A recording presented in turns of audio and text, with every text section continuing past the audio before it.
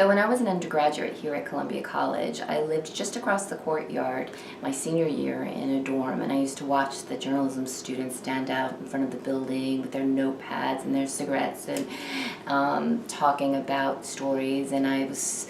just totally mesmerized by them, so envious about what they got to do. I was a news editor at my campus newspaper, but I hadn't yet really crossed into New York City as a journalist and beyond, and I knew that I wanted to get there at some point. So after working for a while, like many part-time students, I realized that I was hitting a bit of a wall, and that if I really wanted to be a successful journalist, I needed some proper training, I needed a mentor to tear apart my writing, and I needed the support from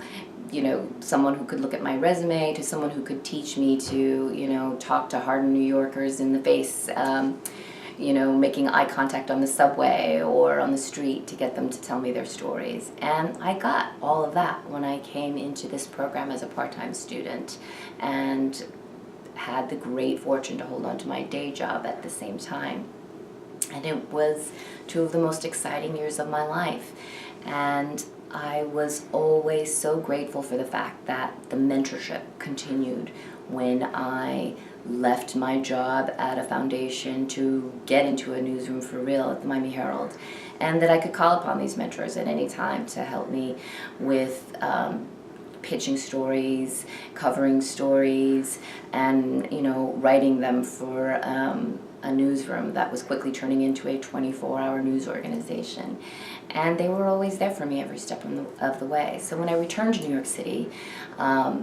and was making a career shift, the first place that I thought to come was campus here at Columbia to talk to my professors and get their advice about what to do. Because I'd done well, one of them asked me to teach with him, and that is how I ended up being part of the administration here and getting to give back to students what I'd learned, both in the classroom, in the newsroom, and as a lifelong passionate student of journalism. And I think of this place as my professional but intellectual home as well, and wouldn't imagine myself anywhere else.